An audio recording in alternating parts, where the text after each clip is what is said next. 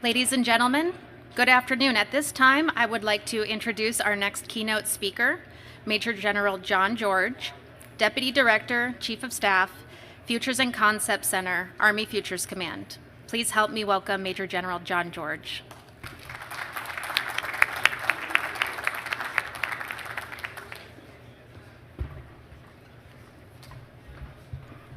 Well, good afternoon, everybody. There's a computer up here, and I guess I could push buttons. I don't know what it'll do because I don't have a presentation.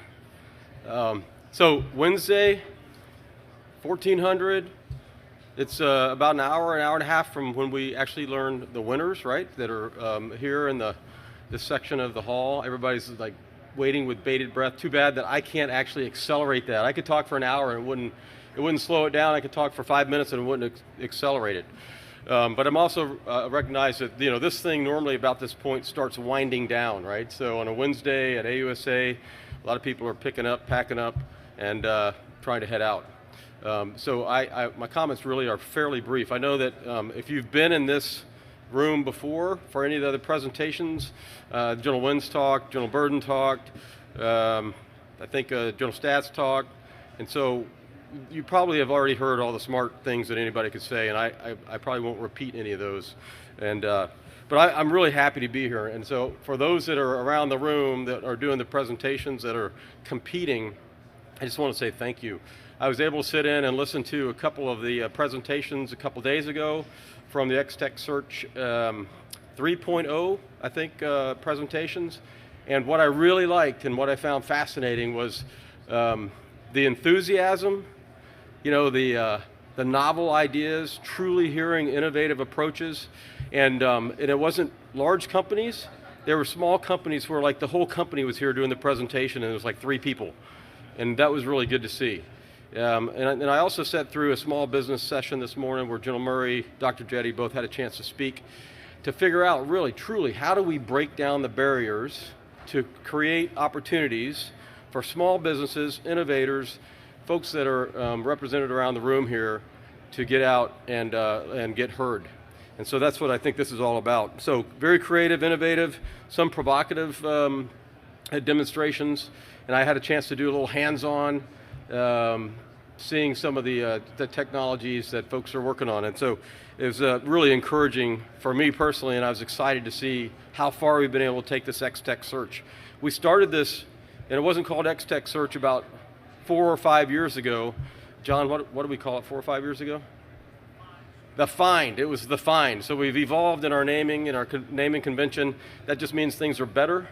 xTechSearch sounds a lot better, and actually what makes it better is the prize money. There's actually award money that is a great incentive, and it's a great way to reward the innovation and the creative thought that we are able to tap into. And so I'll tell you a couple of comments that Dr. Jetty and General Murray made this morning that stuck in my mind as I was thinking about you all here in this room. So I think Dr. Jetty said, hey, look, we have all kinds of sizes of companies, but the small companies are the places where we get our major breakthrough innovation typically. So this is really important for us because we need that. And then the thing that General Murray said is that will resonate with many of you is that it's really great to be a small business, and it's great that we want to do things like this, but we have to continue to figure out how to break down some of the barriers to allow you to compete for resources. And it can't be, hey, we really like your ideas, come back in 2 years after we get you in the palm. And that doesn't really work for small businesses. So the good news is our senior leaders hear that, and they are taking very pragmatic steps to solve those problems. So let me just ask, why is this important? Why is what we're doing here important to the Army? And as you all are aware, and if you haven't had your head in the ground, the world has changed, right? We know that our adversaries are going to contest us in all domains, and that's a couple of new ones for us. Cyber and space in particular are areas where we're not used to really operating, but the ground and the sea and the air are all even more lethal. We know the changing character warfare, the future battlefield is going to be much more interconnected. Things will happen faster, much more lethal. The whole idea, if you can be seen, you can be killed. And there are some pretty strategic implications for the amount of changes that are going on technologically and the way those technologies are being shared. So we would consider ourselves in an era of great contested domains, in domains all across a couple of theaters in particular. And not only that, and not only are our competitors investing and improving their technologies, they're frankly stealing ours. And when you think about China in particular, outwardly going after our technologies. And so just another reason that we have to innovate and we have to deliver more quickly than we have. You know, when you think about competing, we talk about great power competition, but there's also this great competition inside of the technological development area. So China has increased their R&D investments by 18% over the last 19 years. That's pretty significant. If you were to look at their entire investment for all of their military from 1996 to 2015, 620% increase in their 620% increase in their investment. That's significant. So how do we keep up with that? How do we keep up? We're not going to add more money to the budget. Probably you heard the secretary say that we're going to be potentially flatlined here in the future. So we got to figure out how do we keep up technologically and operationally. So where I work at Futures and Concept Center as part of the Army Futures Command, what we do is we study the problem.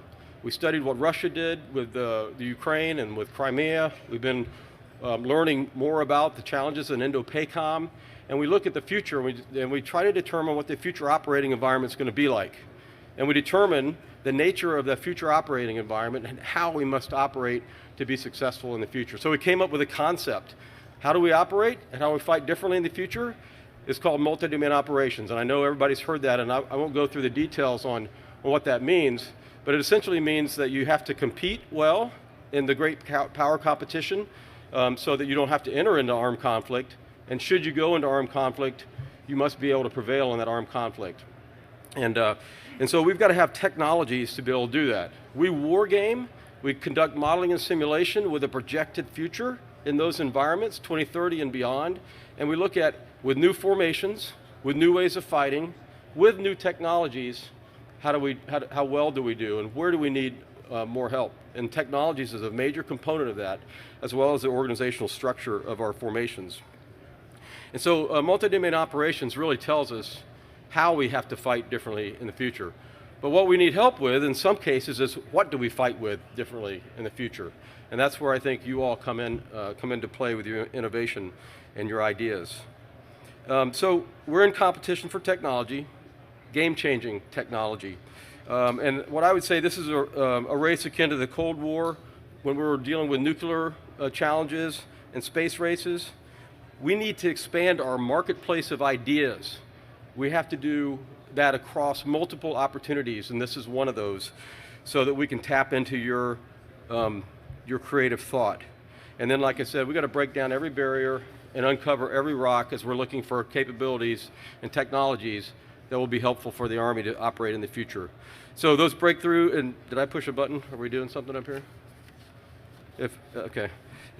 We have to not only achieve the breakthrough in technologies to change the battlefield, strategy, how we operate differently in the future, and to have overmatch for our soldiers so that we never put them in a fair fight. And so there's a few things here that I would just highlight as areas that we continue to look at. And I know that for the xTech participants, you had a list of areas that were significant.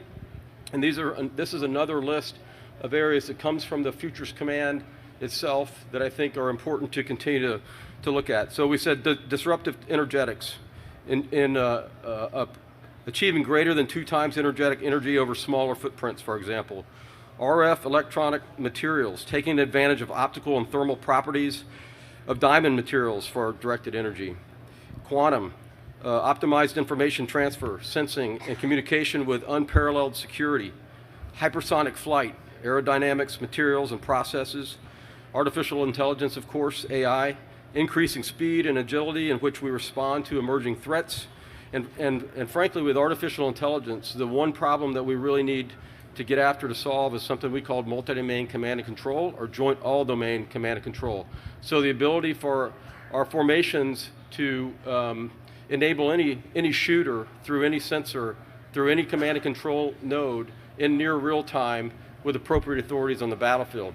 And that means that's across Air Force, Navy, national assets, and all those different domains at the speed that's going to allow our formations to act quicker than our adversaries. Autonomy, so maneuverability and off-road mobility of platforms. Synthetic biology, that one's a little scary. Reactive and responsive skins, spectrally selective materials, anti-material properties. Material by design, so protection overmatch against future threats, and then science of additive or advanced manufacturing for next generation munitions for increased range and lethality.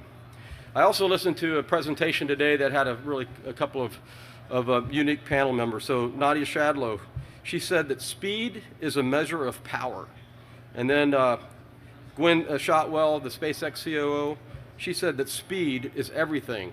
So speed must be important. So we find ourselves in this era of accelerated human progress where innovation cycle has changed. I mean, we're actually innovating more quickly, more globally, across multiple technologies. And I would say that while our labs at our research centers have brilliant, some of the best scientists and engineers that you'll ever find, great capacity and capability, we have them, but we don't have all of them, right? And so that's why we need you. We need to cast a very wide net and to benefit from the thought and the innovation that you all have in your brains.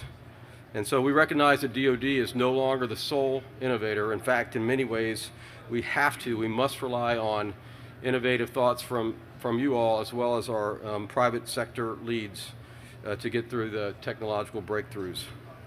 The military also will have to increasingly partner with industry, especially you all, small businesses, to win the competition for game-changing technology and prepare to win conflict. You'll see this in things that we're trying to do, not only xTechSearch, but the Army Applications Lab that's part of the Futures Command.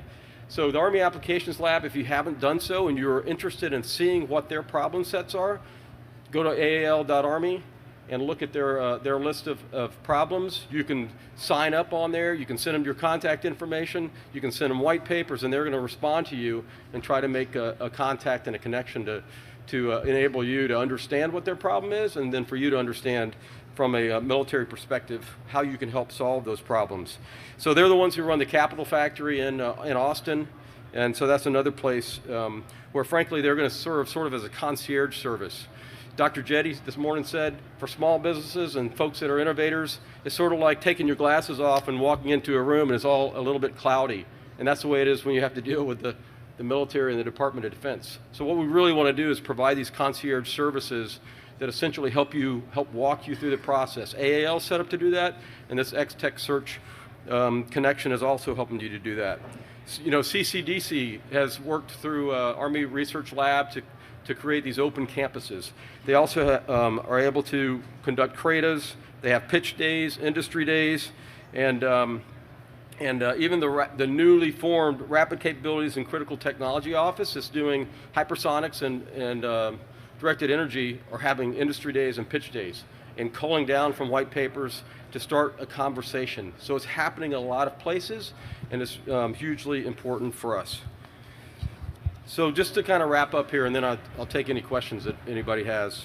And unfortunately, Dr. Jetty is not right behind me to give you, the award winners. But so the National Defense Strategy says that we have to deliver new capabilities at the speed of relevance. It's kind of an ambiguous term. What's the speed of relevance really mean? I think the speed of relevance for me means that we put required capabilities in the hands of our soldiers and formations faster than our adversaries can, so that our formations are the most lethal on the battlefield. So just as the space race was won through a combination of innovators, tinkering, and we do say, in garages, and we know you're not really in garages, you're in probably buildings now, but working in labs and challenging traditional thought models and theories, so too will the next groundbreaking technology that will give us an edge over our strategic competitors through collaboration and innovation, and that's through Army Futures Command, that's through industry and private sector. So look, thanks so much for allowing me to just be a small piece of your day here. I'm really looking forward to hearing who wins the great prize money, and I do want to thank you all that you have taken to heart our challenges, and that you've been willing to put energy and effort into your presentations, You all have done a spectacular job, and we're all going to be better off for that. And we look forward to making this event even better and to continuing to improve our collaboration. So thank you all very much.